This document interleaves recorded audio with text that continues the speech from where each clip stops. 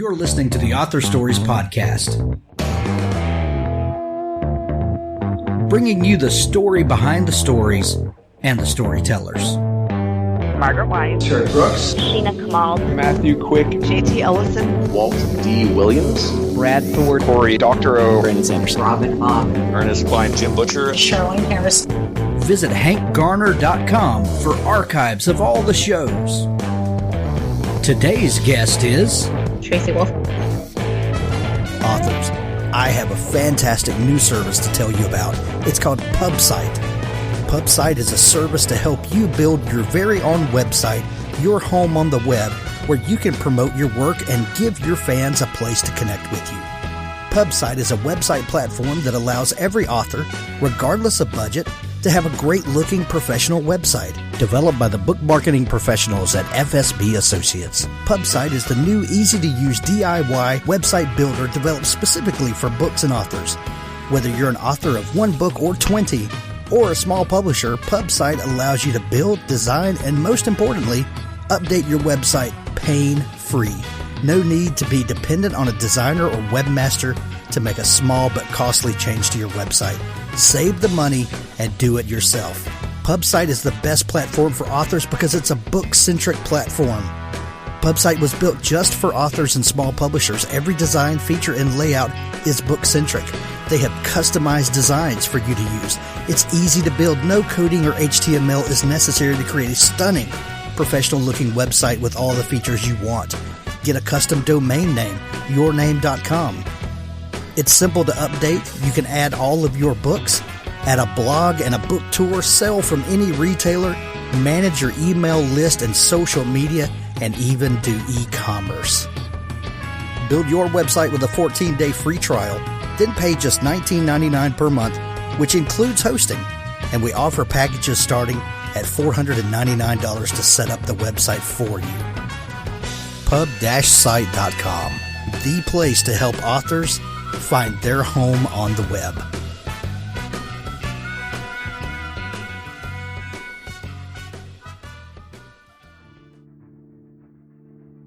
Before We Ever Spoke by Dan Largent. Cleveland, Ohio, 2006. After a chance encounter, three people soon find out that life can sometimes thrust us into the public eye, even when taking great measures to avoid it. Cooper Madison was the best pitcher in baseball after being drafted number 1 overall in 1996 from the small Gulf Coast town of Pass Christian, Mississippi. 1 year after announcing his sudden and shocking retirement, he finds himself seeking anonymity in Cleveland, Ohio. Kara Knox is the youngest sibling to 3 older brothers. After a tragic work accident to her closest relative, she has built up a tough exterior as she begins her final year of college at Cleveland State University. Jaxon Knox, Kara's oldest brother, is the lead detective on Cleveland's Edgewater Park killer case. After months without a suspect, he's feeling the heat from his media-hungry chief. Serendipity intervenes, and all three learn that perception and reality are paths that rarely ever intersect. Before We Ever Spoke by Dan Largent. Hey folks, you really ought to check out Patricia Gillam's Heroes of Corvus series. Book 1 is called A Superhero's Duty. A fight between a second-generation superhero named Red Bolt and a villain for hire named Icarus goes terribly wrong, resulting in the drowning deaths of 3 innocent civilians and orphaning a 6-year-old boy. Racked with guilt, Red Bolt visits Cameron Wilson at the hospital every night and won't leave the boy's side until he falls asleep. Befriended by a night shift nurse, the man in costume begins to disclose what really happened after the fight and why he feels the death of Cameron's parents and sister fall on his actions. A superhero didn't survive that night, and Cameron and the rest of the city are not out of danger.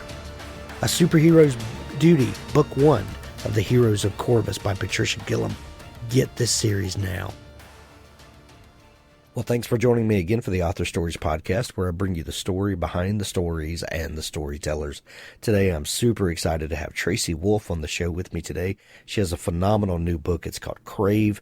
It's the first book in a new series called the Crave Series. And if you love paranormal stories, you're going to need this one in your to-be-read list. Welcome to the show, Tracy. Thanks so much, Hank. I really appreciate it. Yeah, Tracy, we begin each show with the same question, and that question is, what is your first memory of wanting to be a writer or storyteller? I actually have a really clear first memory of it, and I don't know that it's very different than a lot of other writers, but it's mine. So, um, we were living in San Francisco at the time. I moved around a lot as a kid, but I remember we were living in San Francisco at the time, and my parents had gone into the bank to, I think it was, I don't know if it was to work on the mortgage because we had just moved there or whatever it was. But that was back in the days where you were okay leaving your kid in the car for a little while. And they had asked me, do you want to come in? I'm like, no, I'm reading a good book. I would have been about 6. I was like, no, I'm reading a good book. I just want to stay here. And they were like, okay, that's fine. And it was a Judy Blume book. And I finished up my Judy Blume book. And then I was super bored. I didn't know what to do. I didn't want to go in the bank. And I looked over and there was an aquamarine, I still remember, marker and a notepad. And I was like, okay, what can I do with this?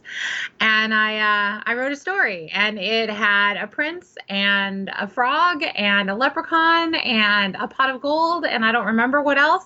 But I just remember when I was done thinking, this is the coolest thing ever. I can just write stories. I can just tell stories about things in my head. And I don't think I've ever not wanted to be a writer from that day on. Oh, that's so funny. Did you start writing, other things after that? Were you one of those kids that kept a notebook or, I did. I kept a journal off and on. I've never been really good at being consistent with anything like that. But I did keep a journal off and on all through junior high, high school, even into college. I wrote short stories in middle school, junior high, and then when I got to high school, I kind of switched to poetry. High right. school. And I wrote dark, moody poetry. No explanation needed. We all can connect with that. Right. And I loved it. And then I went to college, and that's when I took my first real creative writing fiction classes. And I took a poetry class too, but mostly creative writing fiction. And I just was like, this is it. Wow. What was your major in college? I majored in English and journalism. Okay. So was that for an emphasis that okay, I'm going to get the tools that I need to be a writer, or did you plan to be a journalist? Like what in your head was the plan? The plan was being able to support myself. And my mother was very clear. My mother is a wonderful woman, and she's also very pragmatic. And she told me she was not going to support me when I was 40. So I needed to make sure I had a career I could fall back on. And at the time, it became my career for a while, certainly. I was an English professor, and I had said, okay, well, I'm going to go to school. I'm going to go all the way through, get my degrees, and become an English professor. And so, yeah, I majored in English because it was English or law when I was in college, and I don't like to argue. I think as much as you'd need to be a trial lawyer. So yeah, I'd always known I wanted to be a writer, but it was either going to be English professor or lawyer as I tried to support myself until my writing took off. And an English professor won. And then I was an English teacher, a high school English teacher for a while, and then an English professor. And after we'd moved to Austin, I wrote my first novel. I stayed home for a year because my second son was premature and his lungs were not in great shape. And the doctor asked me said, if you could stay home for a year, if you could afford it, we could really get his lungs in a lot better shape. And I was like, well, that's a no-brainer, right? And so I stayed home for a year, and I took that time to write what became my first 2 novels. And I haven't looked back since. So were you writing during the time that you were teaching in English? I want to say yes, but the truth was at that time I was working full time. I had at that point 2 children. I now have 3, and I wasn't writing nearly as much as I would have liked to have been writing. But life and all of that kind of got in the way for a while. And then, which is why when I had that opportunity for that year, right, I was just like, you know what, this is probably the only time in my life I'm going to have this shot, and I'm going to take it. And that was in 2005, 2006 time period. And my first book came out at the end of 2007. Is your middle son well now? Did all of He that work is. out? He is. I'm actually really worried about him because he was born at a weird time when his lungs weren't fully developed. And so COVID-19 has me really scared about him catching it. Just because his lungs have never been great. I mean, he's super healthy. He's 6 foot tall and in great health. But when he gets sick, he gets sick. So. Well, I'll tell you, all of us in my family, we all have asthma and Oh my gosh. and horrible allergies, and we live in the South, and we're completely surrounded by pine trees, and so every day pine pollen is just raining down, and we go through the check every day. Okay, is this allergies or is this COVID-19? But. We do the same thing because I live in Austin, and that's like the allergy capital of Texas, right? And we have all this cedar, and everybody, there's all the memes like, this is not fair. Is it COVID or is it allergies? Like, Right. what are we dealing with here? And so we're all totally freaked out all the time. Yeah. Oh man. And I'm so happy that your son, got through that time. And no one would ask, for that, to have a premature baby, Yeah. and all of that. But do you ever look back and go, what a gift in disguise that, what would I be doing right now if that wouldn't have happened? And no, you never would have asked for that, but it's just so, I love the stories of how life takes a left turn and something good comes out of it. Right? Yeah, no, I do. I remember that time so well because I guarded my writing time so carefully because the only time I had to write even then, right? I had his brother was young too. He was at school, but you had the working hours when he was at school, but my middle son is a mischievous sort. And so I could only take my eyes off him like the 3 hour. Thank God he was a napper. Thank God he was a napper.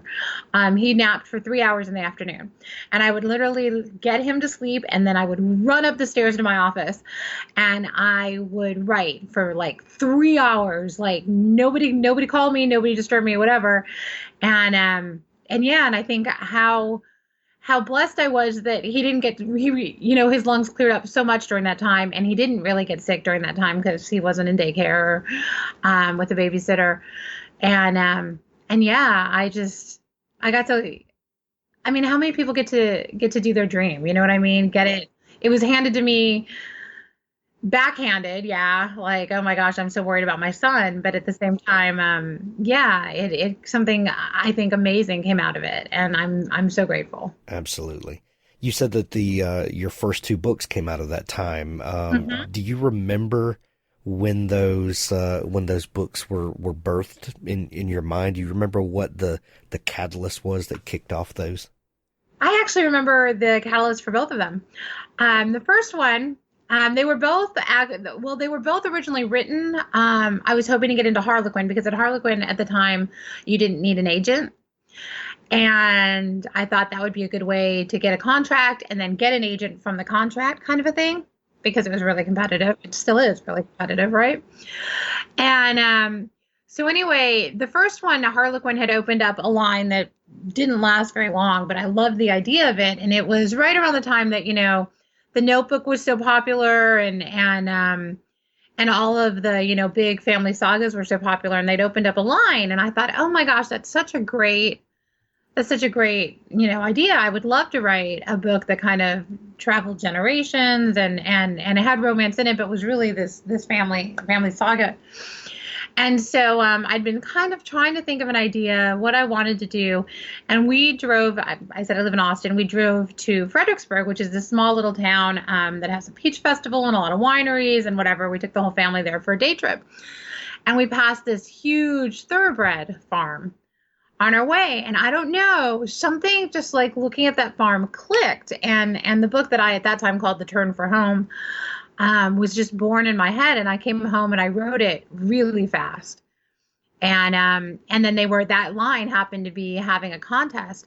And I mean, I think back and I think, wow, I had a lot of audacity, not necessarily because of the contest, but they had gone after for the line, like all of the best writers that they had, like some really, really beautiful, beautiful writers. Like, you know, who were major #1 New York Times bestsellers. And like, what was I thinking? Is what I think, you know?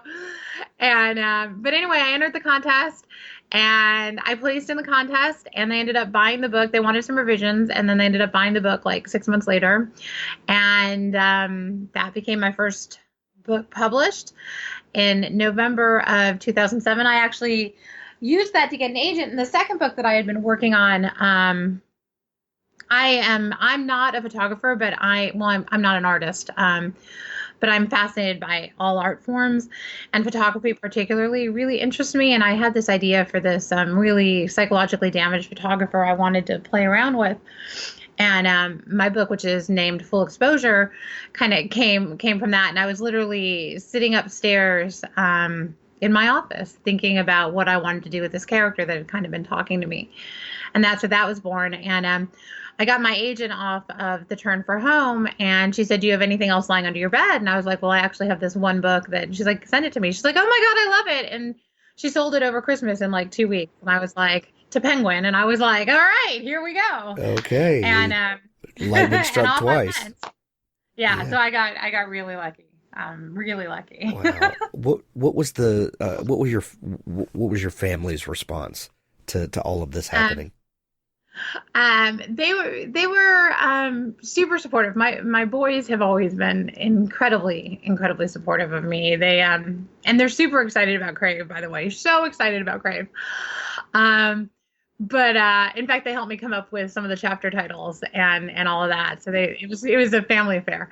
But one of my funny stories that I like to tell is when I got the call.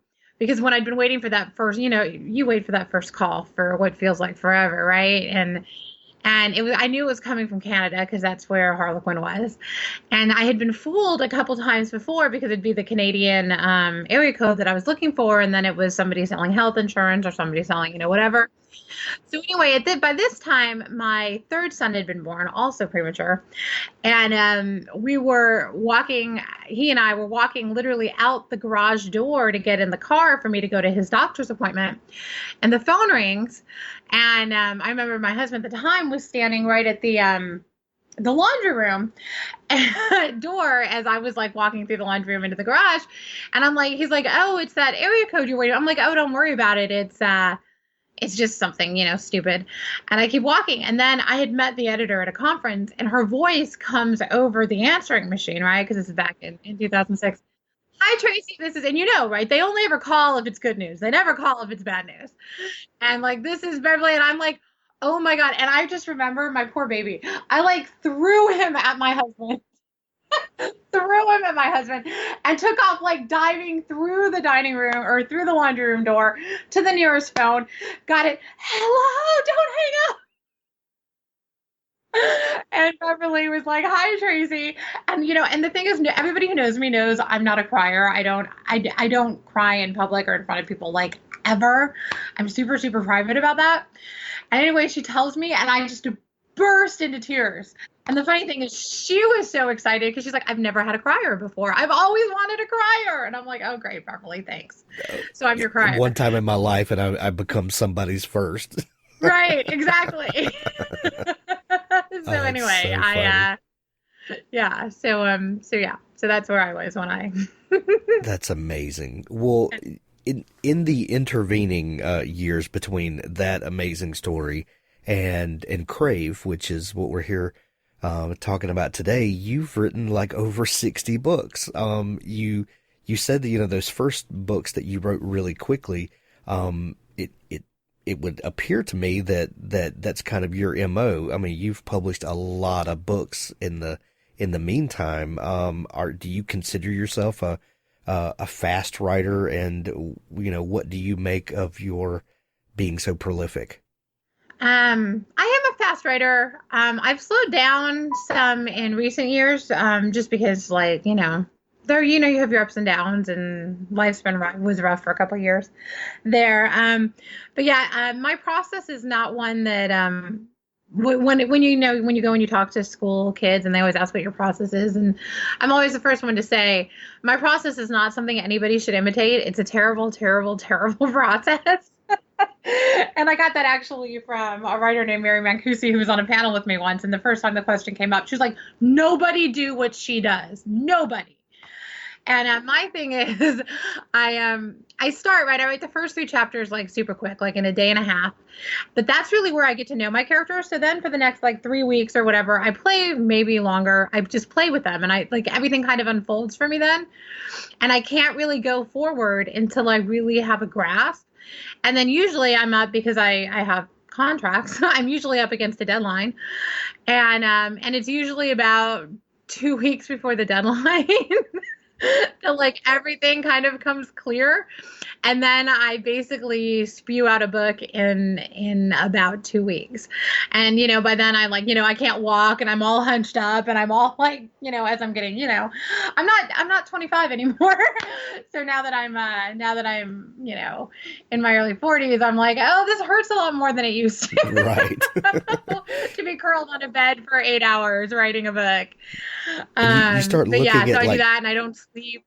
Yeah, you start caring about things like ergonomics and words right. It's that mean nothing to people in their 20s. I'm like, wait, I can't just like sit like literally curled in a ball for like 16 hours. I have to move. What? So then I don't sleep, and usually by like 4 days or 3-4 days before the book is due, I'm like, the room is spinning, and I'm like, but that's how I know I've got it, right? Like you go down, like I'm like, okay, I can't think anymore. I have to sleep for an hour. I sleep for an hour, and you just keep dreaming the book, and that's when I'm like, okay, yeah, I've got this, and then it just kind of and then I'm done. Crave was a little different, but yeah. Would you consider yourself a pantser then, if that's kind of your writing process? I would have said absolutely several years ago. I would have said I am absolutely a pantser. Now I'm, what do they call it? A plotster, like a mixture, yeah. Right? I start out pantsing, and then somewhere right around, chapter 3 is where I really start thinking about stuff. And then I write straight through to like chapter 10. And then right around then I'm like, okay, now I need to really think about where I want the rest of it to go. And that's when I really start plotting. So I'm a mixture. So you like to lay a foundation. Yeah. And really kind of understand your setting and your characters and figure out what the main, tension of the book is, or the main problem of the book. And then from there, you like to kind of plot out where you see this going. Yeah, that's actually a much better description than the way I put it. Yes, that's what I like to do. I can't build a world until I'm in it. Like I have general ideas, obviously, when I sit down with the first 3, but especially if I'm looking at like a fantasy world, like I am in Crave, right? Or whatever. It's not till I get in there and I really like I meet Jaxon or I meet Grace that I start thinking, oh, okay, this is, and this is how this works. And then you start thinking about the questions. Well, how does this work in this world? And how does that work? And then you start, I start building it from there as I really kind of get into the meat of it. How often have you written fantasy? Do you consider yourself a fantasy writer? Or is this a kind of a new turn in your writing? I actually wrote, well, as YA, I wrote I'm trying to count in my head how many there are. That's what the pauses are. I wrote a mermaid trilogy. That was actually my first YA trilogy, and it was back, I think I sold it in 2010. So that was my first foray into fantasy or into, paranormal fantasy, that kind of thing. Since then, I've done a superhero YA with an artist, a writer named Terralyn Childs, who's really a lovely woman and very talented. And then I've also written under a different name. I wrote an urban fantasy series called the Lone Witch series set in Austin and in an imaginary small town, quite like Fredericksburg, actually, not far outside of Austin. And I also wrote a dragon trilogy under this other name as well for adults. So I don't know that I consider myself I'm sorry? This is not new territory. No, it's not new territory. I don't necessarily consider myself a fantasy writer because fantasy writers are freaking amazing, right? They're so amazing, and I'm just so in awe of what they can do. But I'm a paranormal writer. I tend to like set it in our world. tend to set a paranormal world in our world as opposed to creating an entirely different world. Gotcha. Well, several months ago, we got a shipment from UPS which we get a lot of ARCs from publishers and with authors that are coming on the show and things like that. And one of them really stood out because it was a box, and it had this great cover art for Crave on the box. And Isn't that pretty? Oh my gosh. I was like, what in the world is this? And we opened it up, and, there's a lot of great, swag in it and stuff. And this big honking book in there. And I was like, what in the world is this about? And then I sat down with it and I opened it up, and you immediately caught me with the great narrative style, that you chose in Crave. And, we meet Grace, the character, and it's in first person present tense, which I absolutely love, though, yes. It's very difficult to pull off. And sometimes as a reader, it's, if not done correctly, it can be very off-putting. But if done correctly, it does exactly what Crave does, and it just pulls you right in, and you're, connected with the protagonist, and you feel like you're in the world that she's in. And tell me where Crave came from, and Grace specifically, and why did you choose to write it the way you did? Well, that's a lot 17 of questions. I know. I'm sorry.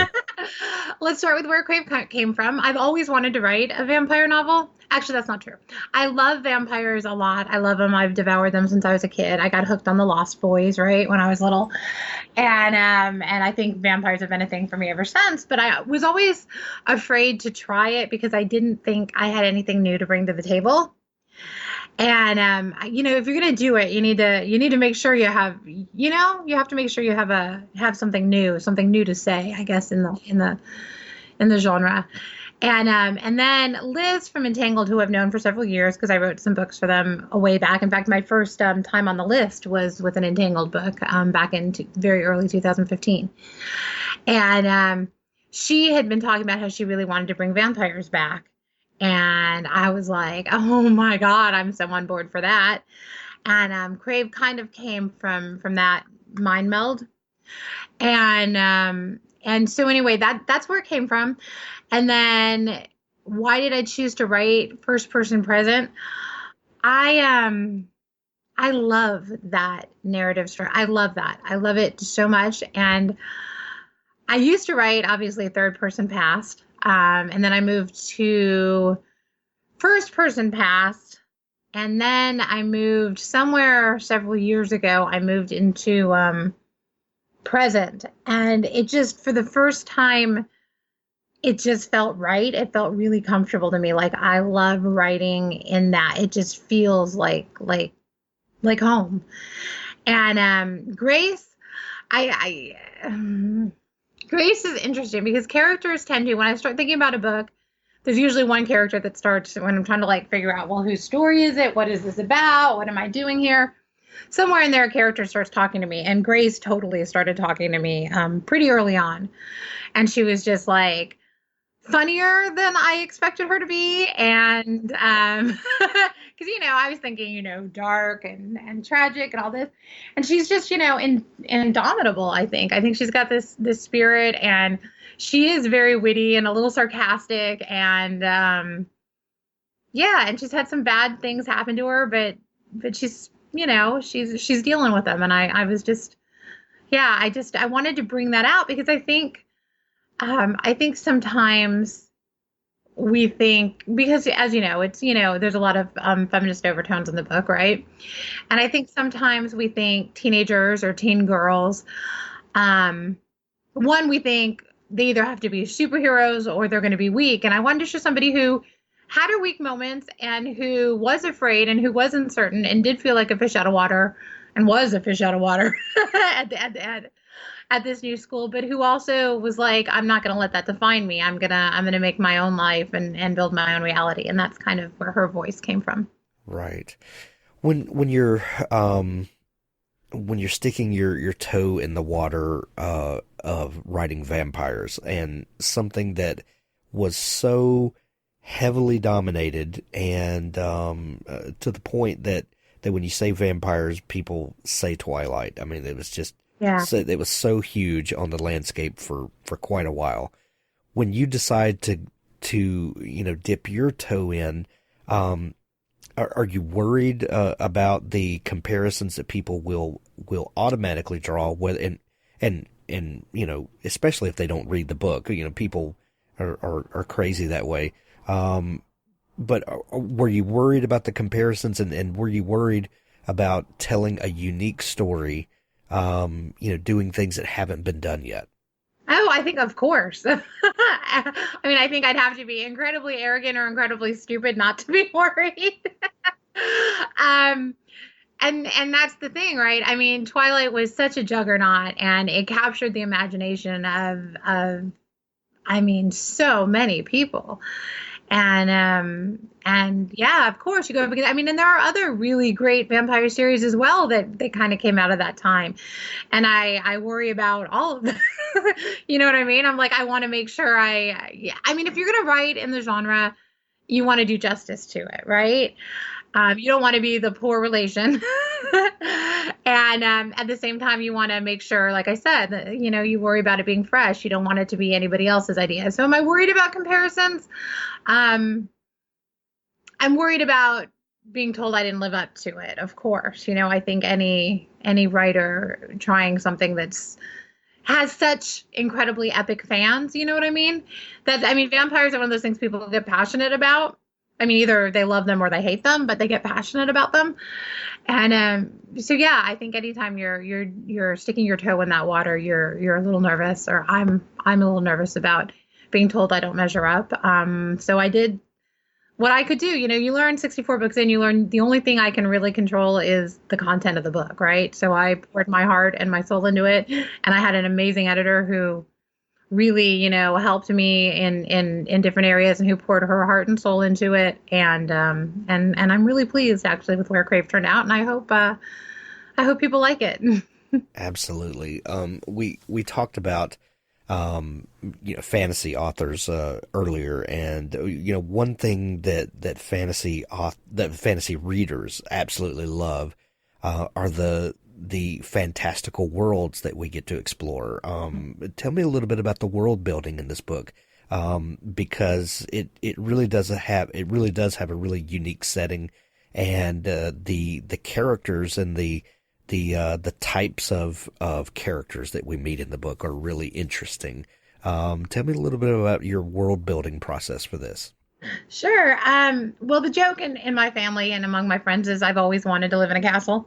I've always wanted a turret from my office. I just want a turret. That's all I want. And so of course Jaxon got one. So that's kind of like, it started there. Like, if I was going to do a fantastical, like, I've always wanted to write a boarding school book. So it started there. And then it started with, well, where would this boarding school be? What would it look like? And it was, it would be a castle, because why would it not be? I finally get to, this great paranormal world. Why would I not put it in a castle? So I built this Catmere Academy. And the title for Catmere, I don't think anybody's caught it yet, but it was totally my Harry Potter homage, because Hogwarts is warthog and Catmere is meerkat. So it's my Lion King Harry Potter homage, I guess. And so anyway, so that started there. And then I've never been to Alaska. But I was thinking, where could I set this that would be different and hard, right? I grew up in up and down California's coast, and I claim San Diego's home because it's where I've lived the longest, and growing up anyway. And so I thought, can you imagine coming to Texas, to Austin was a big thing for me. Leaving San Diego, I'm like, what is this weather and why is this happening to me? So I thought, what could be even worse than that? Well, I couldn't even imagine my San Diego high school girl being like the girl that I was in high school, being like set in Alaska. And then I spent a long time researching where in Alaska. Like originally I wanted to put it up in the tundra in this little town that used to be called Bering, and that was like the northernmost part of America. I guess I'm trying to think of what the actual title of the town holds is. But anyway, it's this landlocked 11 months of the year. But then the sunlight was like such a problem because there were like 24 hours of sunlight and all of that. And I was like, oh, okay, well, maybe not. So I chose kind of an off area near Denali. Because I wanted to, and in book 2, you get to explore the landscape a lot more. And I really wanted to be able to do that with the cold and all of that. And then I love paranormal creatures. I do. I'm a huge paranormal reader, a huge paranormal and fantasy reader. And dragons, as you know, I'd mentioned, I'd written a trilogy. I love dragons. And I've written a witch series. I love witches. I'm a little iffy on werewolves, which my editor tells me comes out in here, so she wants to see more of them in book 2. But I just, I was like, if I'm going to do this boarding school, I want to do like all the different creatures. I want to spend time exploring, how all of them work in a world of my making and what I want to do. And my editor at one point was like, are there any rules you haven't broken? And I'm like, I'm working on it. I'm testing out the boundaries right now, seeing how far I want to push the basic rules of the lore and the genre. And so it was kind of an amalgamation. It was, some things that, from the invention of dragons and the invention of vampires that stayed the same. And then a lot of things that I'm like, no, I'm going to do this a little differently because I can, because it's my world. And why not? Why not? What would happen if I did this?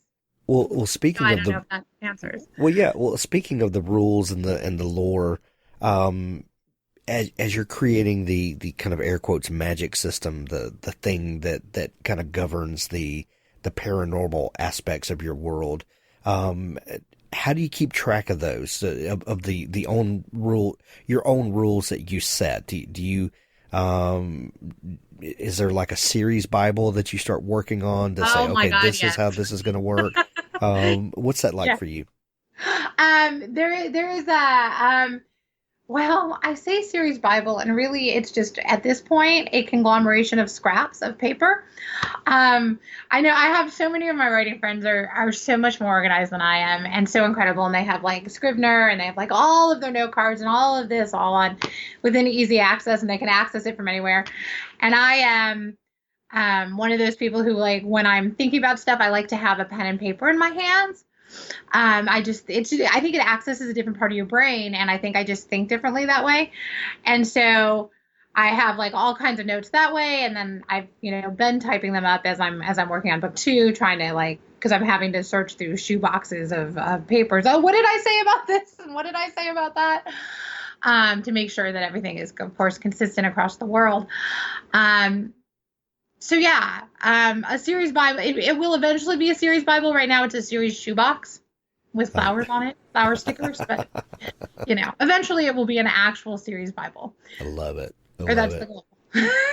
So what, we meet our character Grace, in the book because, we are Grace. We're seeing the world through her eyes.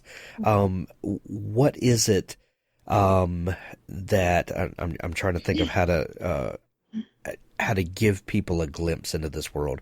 What is it that makes her stand out, and what's the problem that she's faced with? The problem that she's faced with, is total fish out of water. And this is why I think it was a really interesting way to explore the world, because you really are learning it through this character who didn't even know this world existed before she showed up at the school, right? And I think that's always a great way to learn it. But the problem is Grace's parents have died in a terrible car accident, and she is alone in the world, and she has an uncle and cousin in Alaska. Her uncle runs a boarding school in Alaska. This is what she knows. And she's going to go to the boarding school and live there. So she's not in a great frame of mind because it's only been a month since her parents died. And she gets on this airplane and she ends up in Alaska, and, and in the middle, when you're trying to get out to that area. It was so funny when I was researching it. The area I had her land in, I was looking at the airport, and I'm like, I kept trying to get, like, on Google Earth, I kept trying to get better pictures of it, right? Because I've never been. And I finally get this, I'm like, it's a landing strip and a parking lot. I mean, there's not even a building. I'm like, it is literally one landing strip and one teeny tiny. And I'm like, how is this? I couldn't even imagine being on a puddle jumper, flying into there in the snow, and being like, from like San Diego International Airport, right? You're like, I really feel like I've fallen off the ends of the earth. So, okay, I got lost in that and forgot the question. Can you help me out? Yeah, I mean, what's the problem that she faces, and she's the fish out of water? The problem that she faces is she is in this school, and she figures out pretty quickly that nothing is quite what it seems. But most of us don't like jump to vampire, dragon. I mean, that's not like we're like. At one point, she's like, aliens? Like, what? Something is not right here. I don't know what it is. But her first thought was not, under any circumstances, oh, well, I'm going to school with vampires and dragons. Right. Because who thinks that? So her problem is trying to figure out what's going on, trying to find a place that she fits in now that her life has been disrupted, and trying to figure out what exactly is going on because she knows something is. Gotcha. And hilarity ensues from there. How long did it take you to write this book?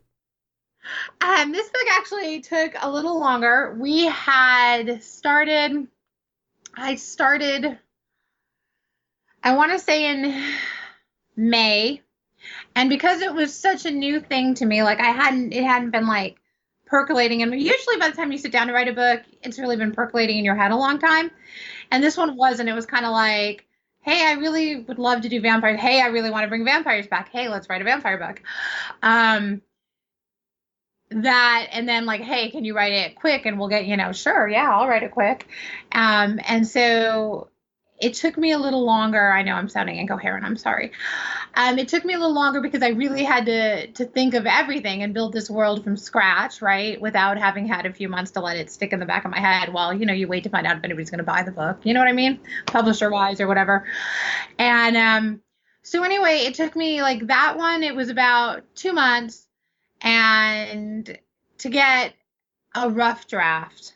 And at that point, my editor had a couple other projects she was working on. So then we kind of sat on that for a little while. And then when she came back, she's like, this is good, but you need to change this. You need to change this. You need to change this. You need to add that. And so, oh, wow. Okay.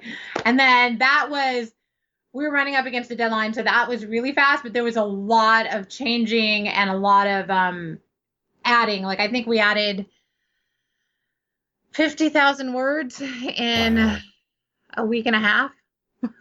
Hello. Yeah. That's a full novel for some people. Yeah.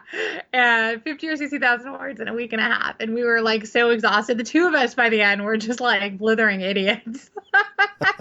No offense, Liz, if you're listening. She was much more coherent than I was. I was like, I'm drooling on myself, so I don't know what you want me to do at this point. But she was amazing. And we got it done, and yeah. But yeah, wow. It took, it was a process, but it took a couple solid months of work, actually, probably the longest I've spent on a book in a long time. And then another like really frantic 2 to 3 weeks of just revision and adding and changing. That's amazing. I know that there's a follow-up called Crush. Yes. Is this the end for this world that you built, or are there more stories to be told? It is actually a trilogy. There is a third book, which will be the big finale. Nice. And I guess we'll see how it does and whether or not it's the end, right? Yeah. But as of now, we're planning on a trilogy. I know where all 3 books want to go. I'm really excited. I'm working on Crush right now. I'm really excited because I'm really digging more into the world. Because now that Grace knows what's going on, you get to see more of it, Right. And that's fun, establishing, more rules and showing more of the paranormal creatures in their natural habitats, and that's been a lot of fun. So fun. I can't wait to see where you take the series, and I can't wait to see where you take the world. I hope that you get to keep playing in this world after this. Thank you. The book is called Crave. It's out available everywhere now. And since a lot of bookstores are closed, I know that your book tour has kind of gotten sidelined from traditional book tour, but you've got a lot of interesting things coming up, and we're all finding new ways to connect and things like that. But there's links to the book in the show notes of this episode. You can grab the Kindle edition, you can grab the audiobook, and when your favorite bookstore opens back up, go buy the hard copy. Tracy, if people want to follow along with all the stuff that you're doing and maybe look for news about the book tour and stuff like that, where can they connect with you online?